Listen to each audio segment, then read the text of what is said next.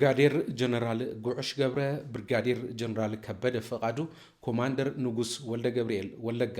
ካብ ትግራይ ናብ አዲስ አበባ ከም ዝኣተዩ ተረጋጊጾሎም ቅድሚ ሕዚ ንውሳነ ልዕል ኮር ዝተቃወሙ እዞም ላዕለዎት ወታደራዊ ኣዘዝቲ ሰራዊት ትግራይ ዝነበሩ ንምንታይ ናብ አዲስ አበባ ከይዶም ኣብ ትግራይ እንታይ ኣጋጢሞም ሕዚ ዘለዎ ኩነታት ቅድሚ ሕዚ ዝፈጸሞም ስራሕቲ ኣብ ምንታይ ብርክታት ከም ዝሰርሑ ክነውግዕ ኢና ሰላም ክቡራት ተኸታተልቲ ላንዳ ሪፖርት ሙልጌታ ጽባሃም ላንዳ ሪፖርት ሎሙዓንቲ ብዛዕባ ዞም ላዕለዎት ወታደራዊ ኣዘዝቲ ሰራዊት ትግራይ ናብ አዲስ አበባ ምኻዶምን ንሳቶም ቅድሚ ሕዚ ዝፈጸሞም ስራሕትን እንታይ ምንባሮም ኢና ክነቅርበልኩም ላንዳ ሪፖርት ላይክ ሼር ሰብስክራይብ ምግባር ስድራ እዚ ዩቲዩብ ቻናል ክትኾኑ ንሓትት ብርጋዴር ጀነራል ጉዑሽ ገብረ ብርጋዴር ጀነራል ከበደ ፈቃዱ ኮማንደር ንጉስ ወልደ ገብርኤል ወለጋ ማለት እዩ ናብ አዲስ አበባ ትማሊ ኣብ ማስዮም ከም ዝኣተው እዩ ተረጋጊጽ ዘሎ እዞም ሰባት መንዮም ዝብሊና ክነውጋ ዝሰርሕዎም ስራሕቲ እንታይ እዮም ነይሮም ፈለማ ብብርጋዴር ጀነራል ከበደ ፈቃዱ ክንጅምር ከበደ ፈቃዱ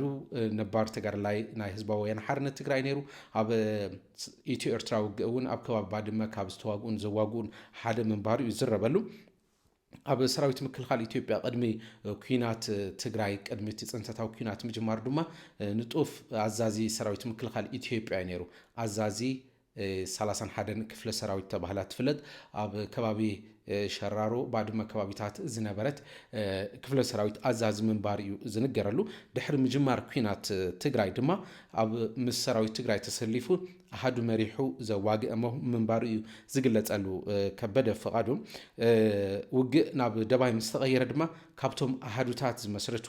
ኣመራርሓ ድማ ክጥርነፍ ካብ ዝገበሩ ብፍላይ ሰራዊት ትግራይ ከይብተን ዝተበተነ ድማ ኣብ ምእካብ ልዑል ግደ ነይርዎም ተባሂሎም ሽሞም ካብ ጽርሑ ሓደ ምንባሩ እዩ ዝግለጸሉ ከበደ ፈቃዱ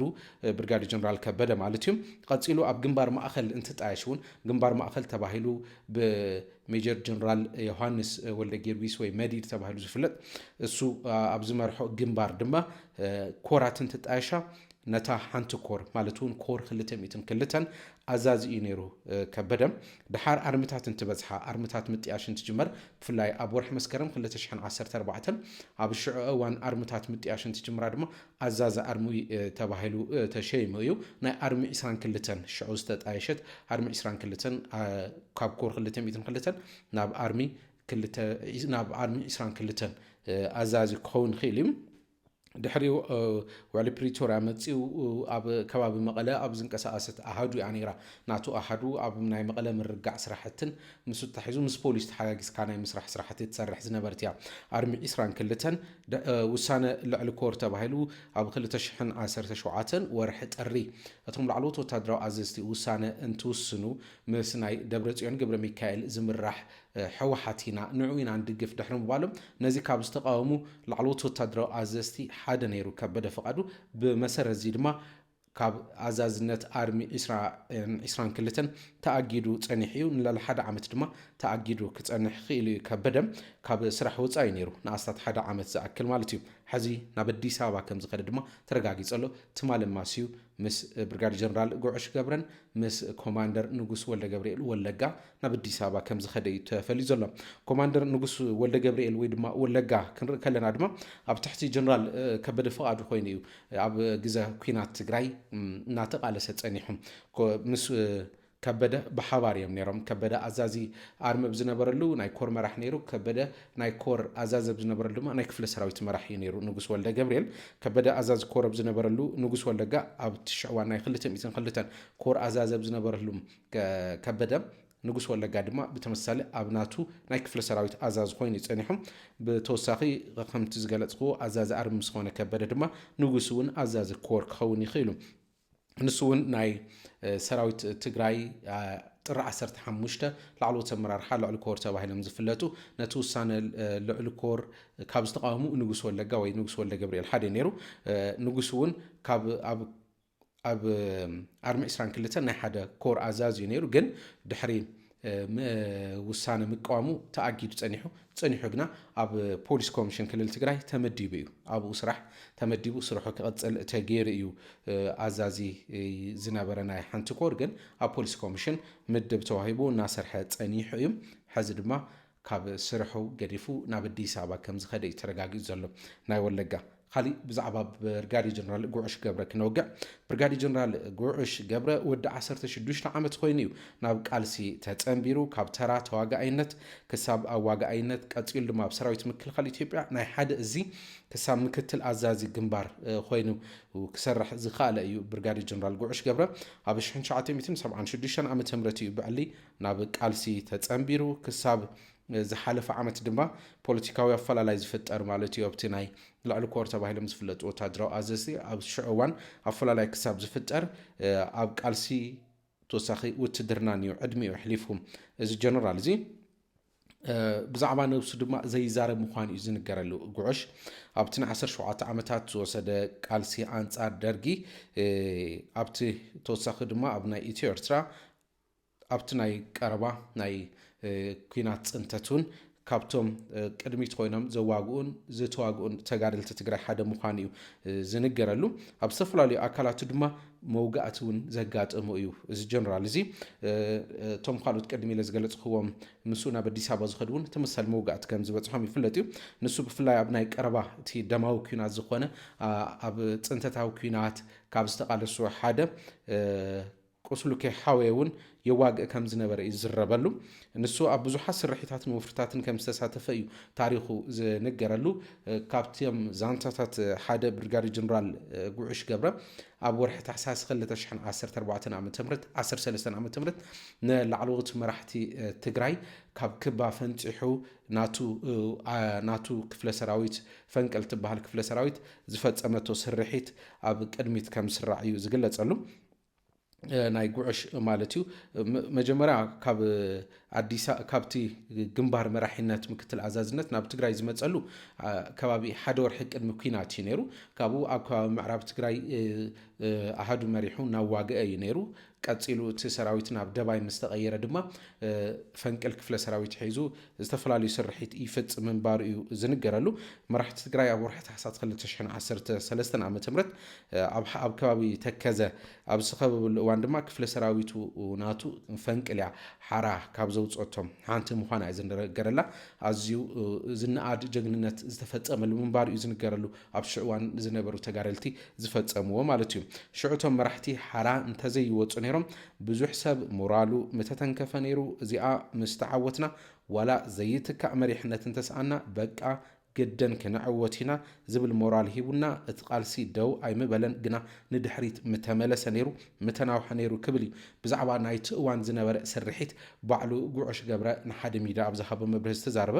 ብዛዕባ ወፍሪ ኣሉላ እንትዛረብ ድማ ወፍሪ ኣሉላ ድሕንነት ትግራይ እያ ነይራ ከምኡ እንተዘይኸውን ነይሩ 00 እቲ ታሪክ ካሊእ ምኾነ ክብል እዩ ካሊእ ድማ ካብቶም ንሱ እውን ዝተሳተፈሉ ብዙሓት ኣመራርሓ ሰራዊት ትግራይ ዝተሳተፈሉ ድማ ነቲ ልዑል ጅግንነት ዝተፈጸመሉ ምዃኑ ይፍለጥ እዩ ናይ ወፍሪ ኣሉላ ነቲ እዋን እውን እንተዘንቱ ከምኡ ኢሉ ነይሩ እዩ ካብኡ እንዳሓር ድማ ኣብ ኣርምታትና ተጣያሻ ምስ ኸዳ ኣብ ወርሒ መስከረም 2014 ዓ.ም ኣዛዚ ኣርሚ 15 ኮይኑ እዩ ተመዲቡ ብርጋዴ ጀነራል ጉዕሽ ገብረ እቲ ኩናት ናብ ክልል ኣምሓራ እናተደፍአ ምስ ኸደ ድማ ኣብ ከባቢታት ደሴ ኮምቦልቻ ኣብ ዝተኻየዱ ውግኣት መሪሑ ኣዋጊ እዩ ልዑል ግደ ካብ ዘበርክቱ ሽሙ ዝጽራሕ እዩ ኣብ ሳልሳይን እቲ ናይ መወዳእታ ደማዊ ዝበሃል ኩናት እውን ብክላሽን ኣፍንጩ ተወቂዑ ኣዛዚ ኣርሚ ኮይኑ ብናይ ክላሽን ርሕቀት እውን ዘዋግአ ምንባሩ እዩ ዝግለጸሉ ንሕና ከይሞትና ጸላኢ ዓድግራት ኣይረግጻን ዝብል ጭርሖ ሒዙ ከም ዘዋግአ ዝንገረሉ እዩ ጸላኢ ኣይረግጻን ዓድግራት ንሕና ሬሳና ረጊጹ እዩ ዝኣቱ ዝብል መርገጽ ሒዙ ዘዋግአሉ ምንባር እዩ ዝንገረሉ እዚ ኣብ መወዳእታ ከባቢ ዘተ ፕሪቶሪያ ምስ ተፈጸመ ድማ ቅድሚ ፍጻሙ ብዝነበሩ መዓልታት እዩ እዚ ቃል ኣትዩ ዘዋግእ ዝነበረ ዓድግራት ጸላኢ ኣይረግጻን ዝብል ናይ ጉዕሽ ገብረ ቃል ማለት እዩ ከም ቃሉ ድማ ውዕሊ ፕሪቶሪያ ክሳብ ዝፍረም ጸላኢ ዓድግራት ከይረገጻ ክሓልፍ ከም ዝኽኣለ እዩ ዝነገረሉ ድሕሪ ፕሪቶሪያ ኣብ ወርሒ ጥሪ 15 2017 ዓ.ም ውሳነ ልዕሊ ኮር ካብ ዝተቃወሙ ሓደ እዩ ጉዕሽ በዚ ድማ ንሓደ ዓመት ካብ ስራሕ ተኣጊዱ ጸኒሑ እዩ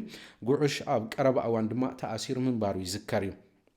ንሓደ ዓመት ካብ ስራሕ ተኣጊዱ ጸኒሑ ግና ኣብ ተኣሲሩ ድማ እዩ ንከባቢ 2 ሰሙን እዩ ተኣሲሩ ቀዳም 9 ጥሪ 2018 ዓመተ ምህረት እዩ ተኣሲሩ ሰንበት 10 ጥሪ ናብ ቤት ፍርዲ ከም ዝቐረበ ቢሮ ፀጥታ ሽዑ መግለፂ ኣውፅኡ ነይሩ ብፅባሒቱ ናብ ወታደራዊ ቤት ፍርዲ ዕለተ ሰንበት ከም ዝቐረበ ተገሊጹ ነይሩ ሽዑ ቀሪቡሉ ዝነበረ ክስታት ይፍለጥ እዩ ምፀላእ ምርኻብ ሰራዊት ምፍራስ ምንቅስቃስ ብዝባል ብተወሳኺ ድማ ትእዛዝ ኣመራርሓ ዘይምቕባል ዝብል ክሲ ቀሪቡሉ ነይሩ እዩ ቢሮ ሰላምን ፀጥታን ትግራይ ኣብ ሽዑ እዋን ብዘውፅኦ መግለፂ ማለት እዩ ስድራ ጉዕሽ ግና ናብ ቤት ፍርዲ ቀረበን 2 ሰባት መርመርትን ዳይናን ምዃኖም ዝገልጹ ናብ ዝዓረፈሉ ቦታ መፂኦም ኣዘራሪቦም ጥራሕ እዮም ከይዶም እምበር ክስ ኣይቀረበሉን ክብሉ ይገልጹ ነይሮም እዮም ትማል ኣብ ዝሓለፉ ሰሙናት ድማ መዘራረቢ ብዛዕባ ነይሩ እዩ ናይ ጉዕሽ ገብረ ማለት እዩ ዳግማይ ዕለት 18 ጥሪ 2018 ዓመተ ምህረት ንፈለማ እዋን ስድራ ዝፈልጥዎ ባዕሉ እውን ጉዕሽ ናብ ቤት ፍርዲ ቀሪበ ዝብለሉ ናብ ቤት ፍርዲ ቀሪቡ ነይሩ እዩ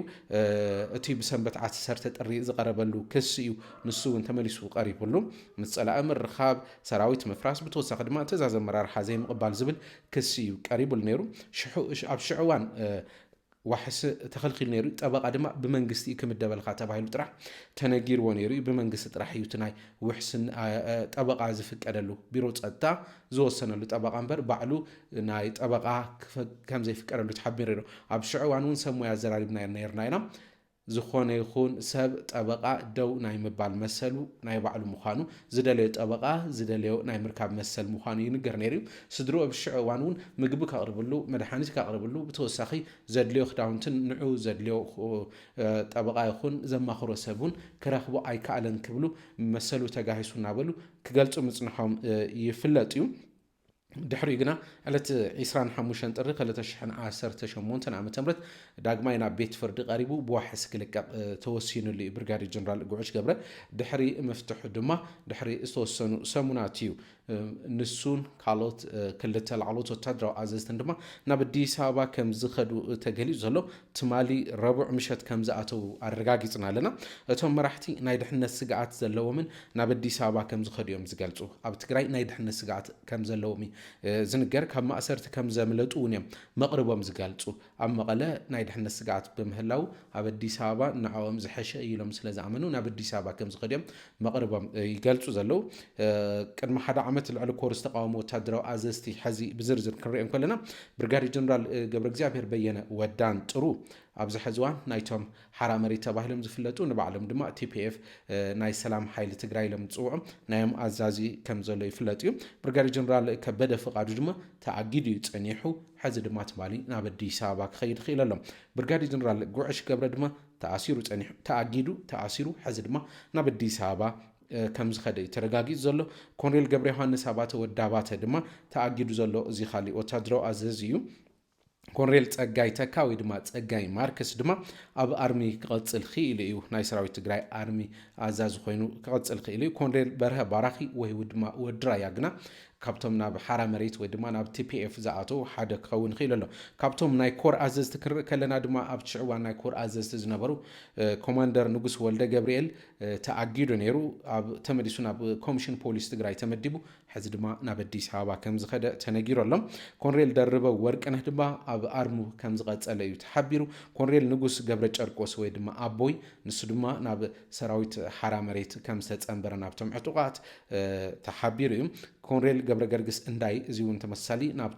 ናብ ቲፒኤፍ ከም ዝኣተው ናብቶም ዕጡቃት ሓራ መሬት ይንገር እዩ ኮሎኔል ገብሪ ሆት ዝተባሃለ እውን ካሊእ ተኣጊዱ ዘሎ እዩ ናይ ካልኦት ኣብቲ እዋን ኣብቶም ናይ ጥሪ 15 ኣብቲ መድረኽ ኢድ እቶም ቅድም ኢለ ሽም ዝፀዋዕኽዎም ካብቲ ኣኼባ ረጊፆም ወፂኦም ኣብቲ ኢድ ምውፃእ ዘይተሳተፉ እዮም ብተቃወሙ ኣይንሳተፍን ትኽክል ኣይኮነን ዝውሳነ እዚ ኢሎም ቀዲሞም ዝወፁ እዮም ኣብቲ ኣኼባ ተሳቲፉ ግን ብድምፀ ተኣቅቦ ዝወፀ ኮሎኔል ሽሙየ ባይሩ ዝተባሃለ ናይ ሰራዊት ትግራይ ሓላፊ ፅገና ግና በይኑ ድምፀ ተኣቅቦ ሂቦ ዝነበረ እዩ ንሱ እውን ኣብ ሰራዊት ከም ዝቐፀለ እዩ ዘለና ሓበሬታ ዘመላኽት ኣብዚ ኣብ ከባቢና ብፍላይ ሓድሽ ኩናት ከይጅመር ከቢድ ስግኣት ኣብ ዘለሉ እዋን ምስ መንግስቲ ኢትዮጵያ ብተወሳኺ ድማ መንግስቲ ኢትዮጵያ ምስ ኤርትራ ኢሉ እውን መንግስቲ ኢትዮጵያ ምስ ትግራይ ውግእ ከይጅመር ስጋኣት ኣብ ዘለሉ እዋን እዩ እዞም ላዕለዎት ወታደራዊ ኣዘዝቲ ሰራዊት ትግራይ ዝነበሩ ናይ ዝተፈላለዩ ኣርምታት ኣዘዝትን ኮር ኣዛዝን ትማሊ ኣማስዩ ናብ ኣዲስ ኣበባ ከም ዝኣተው ተረጋጊጹ ዘሎ ክቡራት ተኸታተልቲ ላንዳ ሪፖርት ንሎም ዝሓዝናዮ ፀብጻብ ኣብዚ ዛዚምና ኣለና ስለ ዝተኸታተልኩምና ነመስግን ላንዳ ሪፖርት ላይክ ሼር ሰብስክራይብ ምግባር ስድራ እዚ ዩቲዩብ ቻናል ክትኮኑ ሓትት ሰላም